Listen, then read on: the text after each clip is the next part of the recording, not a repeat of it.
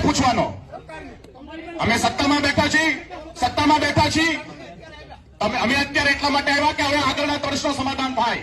બરાબર, આ પ્રશ્ન આ ખોટી ગામના તમામ આગેવાનો અહીંયા બેઠા છે, ગામના લોકો અહીંયા છે. આ આપણે જોયા જવાની છે. ગુજરાતમાં આ સ્થિતિ છે. કેટલાક લોકોને એટલા આંધળા કરી દીધા છે કે સરકારની સામે કોઈ સવાલ કરે તો એનાથી સહન થતું નથી. આપણે જાણીએ છીએ આજે સ્થિતિ શું છે.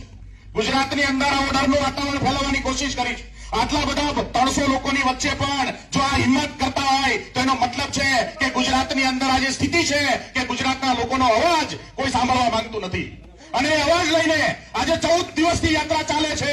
એ યાત્રામાં સાથ આપવાને બદલે એ વિરોધ કરવાનું કામ કરવાવાળા લોકોને મારે સૌને વિનંતી કરવી છે કે આ આપણો પ્રશ્ન છે, આપણા વિસ્તારનો પ્રશ્ન છે. આપણા માટે કાયમ કોઈ નહીં આવે.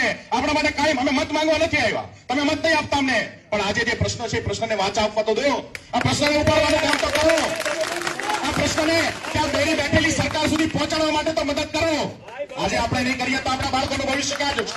આ પંથકની શાળાઓ જોઈ લો, આ પંથકના દવાખાનાઓ જોઈ લો, આ પંથકની અંદર લોકોની આવકના સાધનો જોઈ લો. આજે આ સ્થિતિ જયારે આપણી હોય ત્યારે એ સ્થિતિની અંદર આ સ્થિતિમાંથી બહાર આવવાના પ્રયત્ન કરવાના હોય, એના બદલે આ પ્રયત્નને રોકવાની કોશિશ થઈ રહી છે. આ આપણા માટે સૌથી મોટી દુઃખની વાત છે. આ સૌથી મોટી દુઃખની વાત.